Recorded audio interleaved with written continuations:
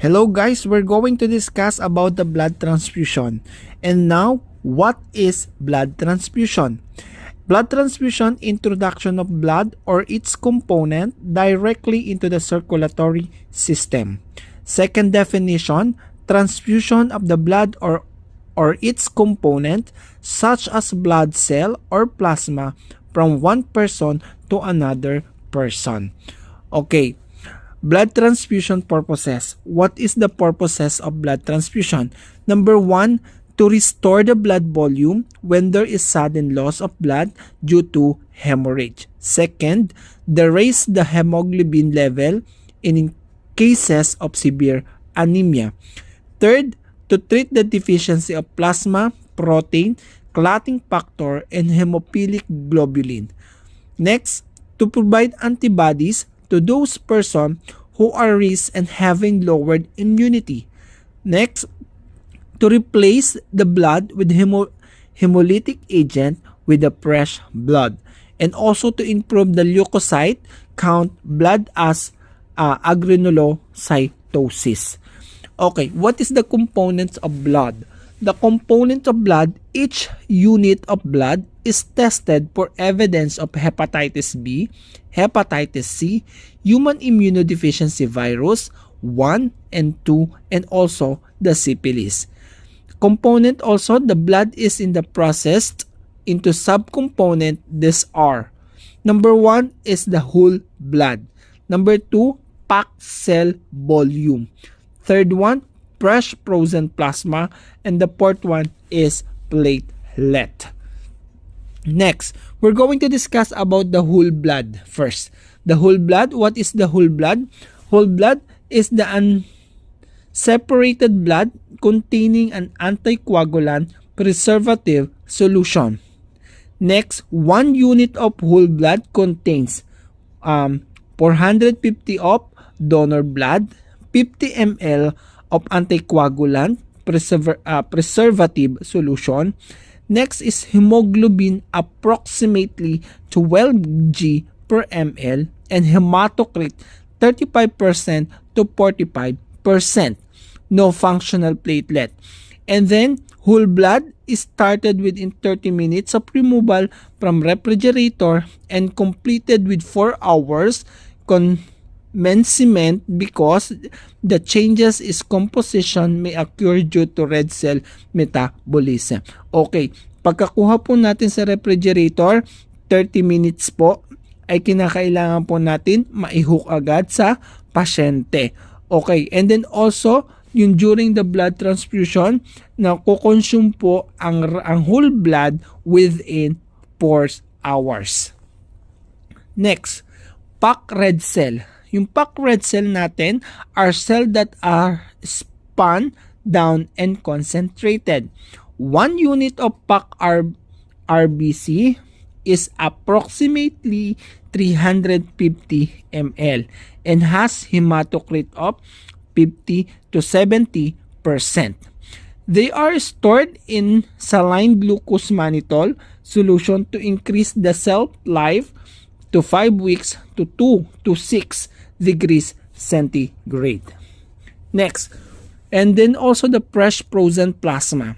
The fresh frozen plasma is rich in coagulation factor, and also it is separated from the whole blood and stored at -40 to -50 degrees concentrated or concentrate with a 2 years shelf life. It is the first line of therapy in the treatment of coagulopathic hemorrhage. Next, we're going to discuss about also the blood transfusion involves a 2 procedure. Ano ba yung 2 procedure for blood transfusion? Number 1 is collecting of blood from the donor. Number 2, administration of blood to the recipient. Next, we're going to discuss about the blood grouping and the cross-matching. Pag sinabi natin blood grouping and cross-matching, each person has one of the following blood type. Meron tayong blood type A, blood type B, blood type AB, or type O. O can be given to anyone but can only receive O. And AB can receive any type but can only be given to AB. Also, every person blood is either RH positive or RH negative. Okay. Now, we're going to discuss also the type A. What is type A? Type A has antigen and has anti-B antibodies. Next, type B has B antigen and has anti-A antibodies. Pag sinabi natin type AB has both A and B antigen, has no A or B antibodies, and also called universal recipient. Pag sinabi natin, ano daw po yung universal recipient? Type AB. Next, type O has no A or B antigen, has both A and B antibodies. Type O is also called universal donor. Pag type AB, universal recipient. Okay, wag malilito. Ang O, ayan ay universal donor. Universal recipient, type AB. Okay, now, we're going to discuss also the nursing intervention for blood transfusion. What is the nursing intervention? First of all, we need to verify the doctor's order. Then inform the client and explain the purpose of the procedure. The most important, to verify the doctor's order. Make it sure na meron po tayong doctor's order bago po tayo mag-blood transfusion. And then pag magba-blood transfusion po tayo, make it sure na explain sa pasyente or sa client kung ano ang dapat gagawing procedure sa kanya. And also, the most important is consent. Ang consent po ang kinakailangan para po makapag-start tayo ng blood transfusion. Kasi, ayan po unang for documentation, importante po ang consent ng pasyente para po malaman natin kung pumapayag po siya na magpasalin ng dugo. Then number 2, check for the cross-matching and typing. Okay, as a nurse, kinakailangan po natin mag-send ng request sa laboratory for cross-matching and typing ng blood para mas ensure po natin ang compatibility ng blood.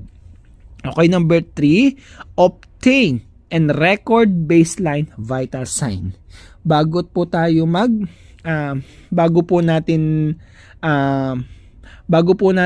start ang blood transfusion, meron po tayong kinakailangan na vital sign as your baseline. Next, at least 2 licensed nurse check the label of the blood transfusion. 2 pong nurses ang magche-check po ng label ng blood na iba-blood transfusion natin. Ano po ba yung mga dapat i-check ng mga nurse sa blood transfusion? Unang-una is serial number. Number 2, blood type. Number 3, blood component. Number 4, RH factor. And last is the expiration date of the blood. Yan po yung chine-check ng 2 licensed nurse ang label ng blood transfusion bago po i-transfuse sa pasyente. Next, number 6, warm the blood at room temperature before transfusion to prevent the chills. Okay, kailangan po ang nasa room temperature ang ating blood para ma-prevent po natin ang chills ng pasyente. Number 7, identify the client properly. Of course, you need to identify the client properly. Bakit? Kinakailangan mo malaman kung talagang yun ang pasyente ang pagbibigyan mo ng blood transfusion. Bale, 2 nurses din po ang mag-check ng client identification.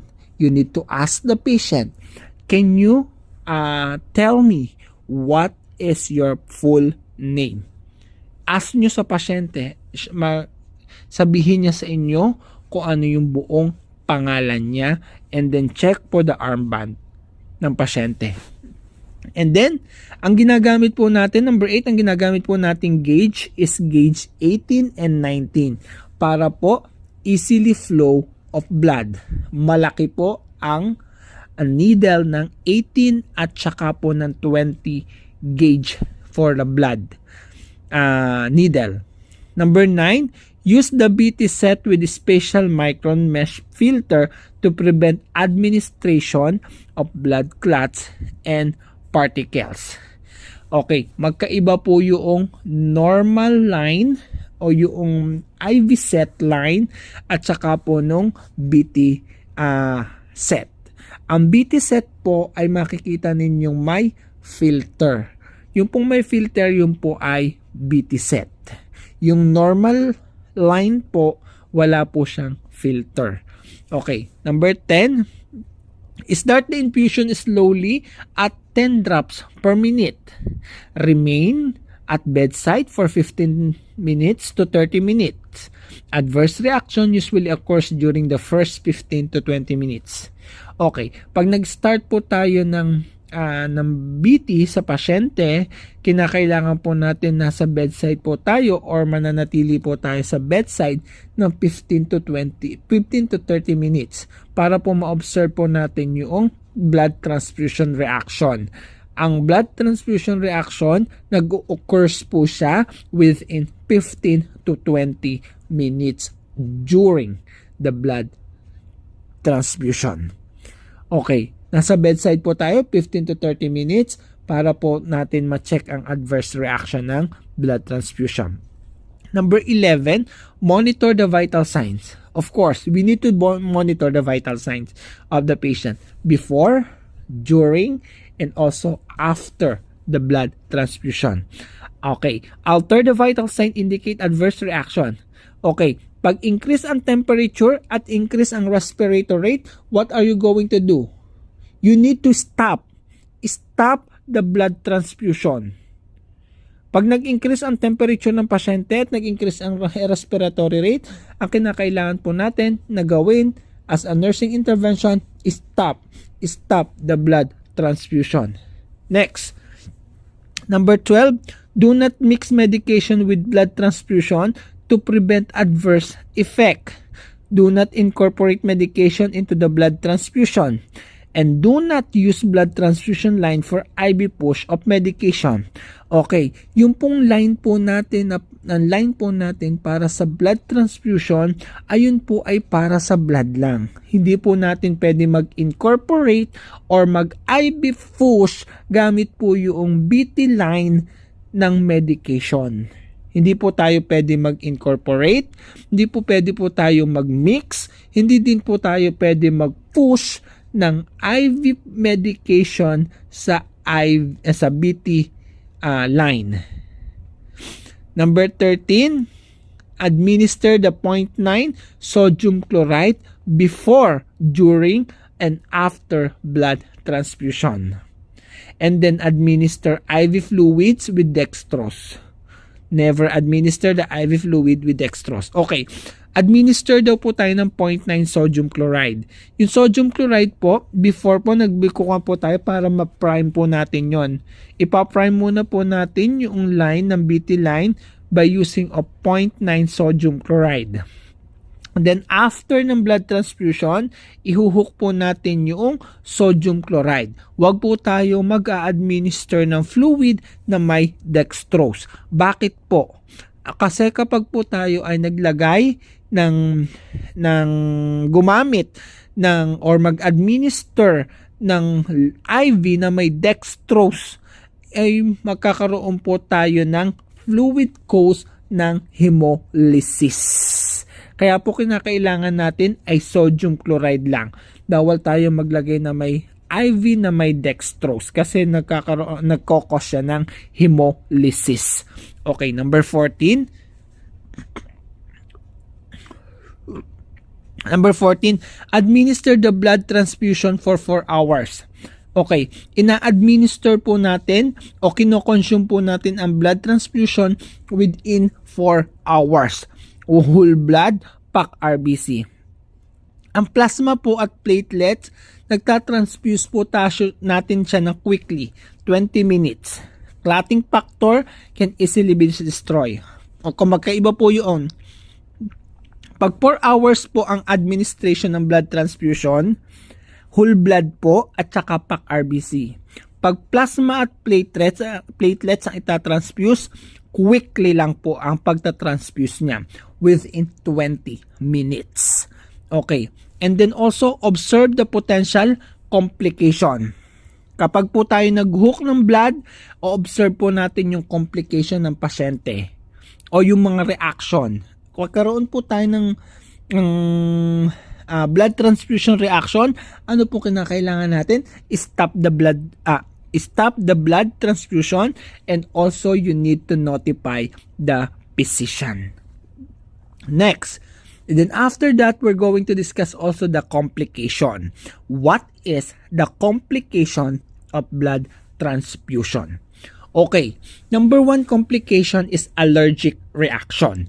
Ano po ba yung allergic reaction? Allergic reaction, it caused by sensitive to plasma protein of donor antibody which react with the recipient antigen.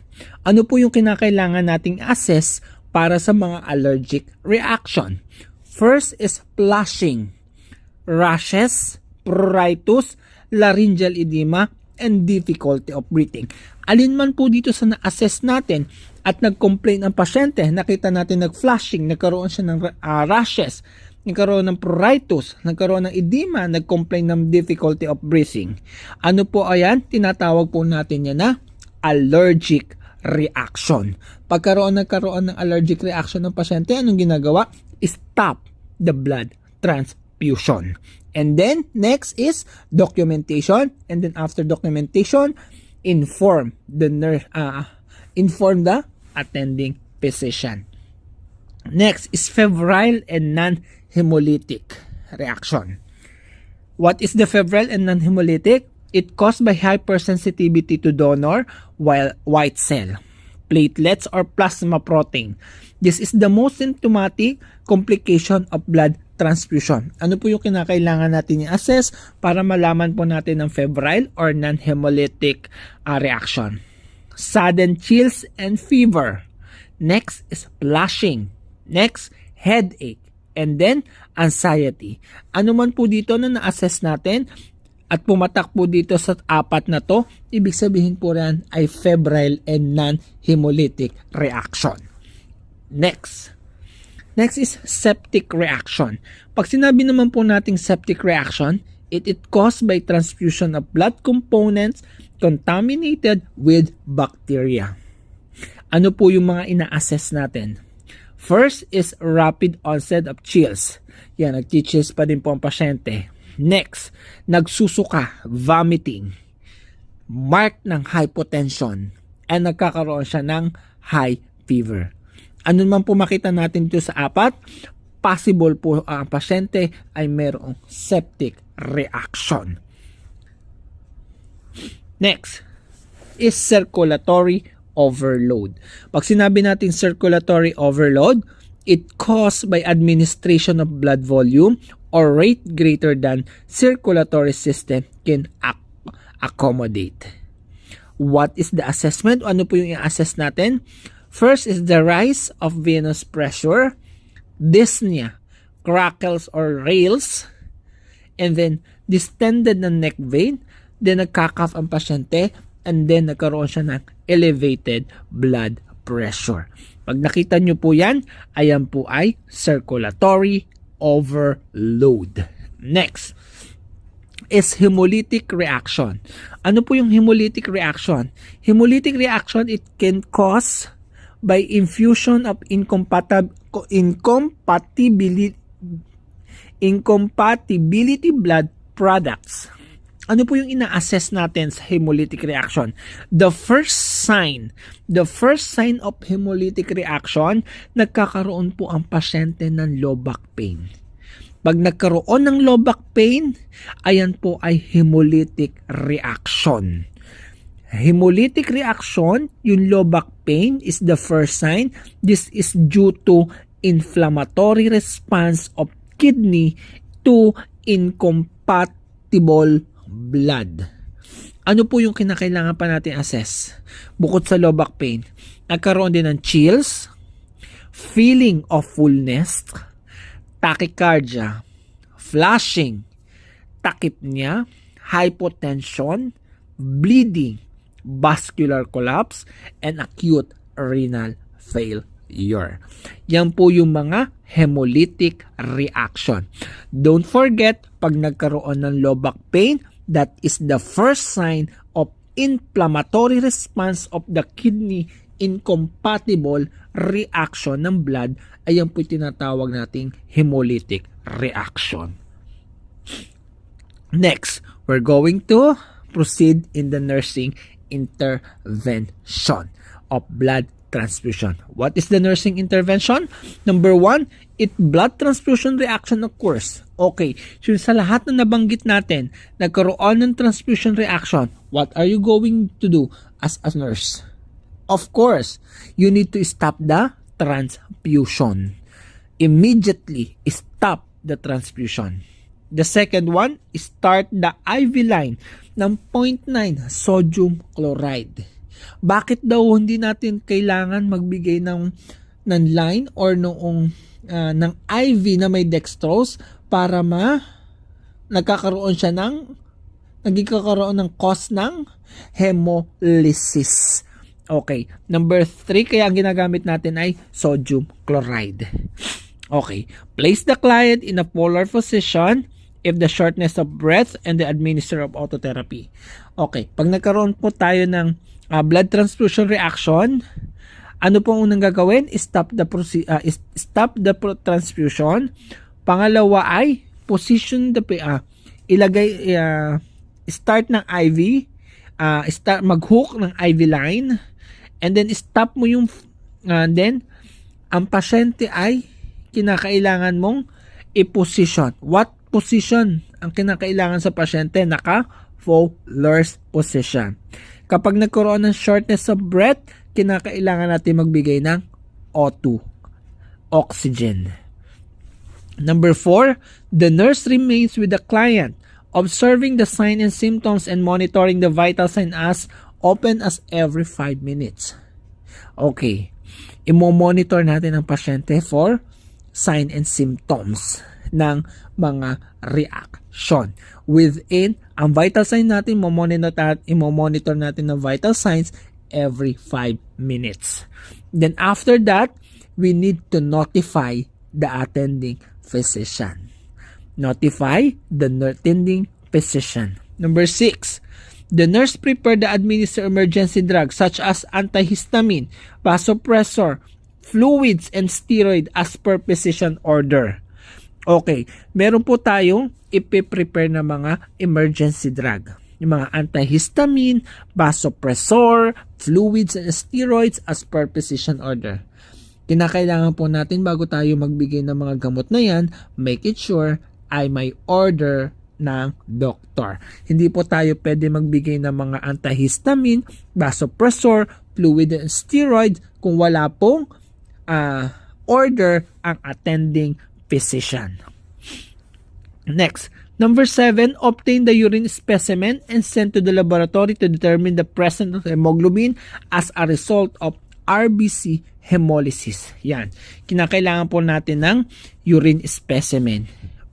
Isasubmit po natin yan or isesend sa laboratory para malaman po natin yung presence ng hemoglobin as a result of red blood cell hemolysis. Number 8, blood container tubing attached, label the transfusion record, are saved and returned to the laboratory for analysis. Okay. That is the nursing intervention ng blood transfusion. The most important, make it sure itatanong nyo muna or ask nyo muna yung pasyente ano ang relihiyon niya. Importante pong maitanong natin kung ano ang relihiyon ng pasyente. Bakit? Kasi po meron po mga relihiyon na hindi po tumatanggap ng blood transfusion. Kaya kapag ganun po, irespeto po natin.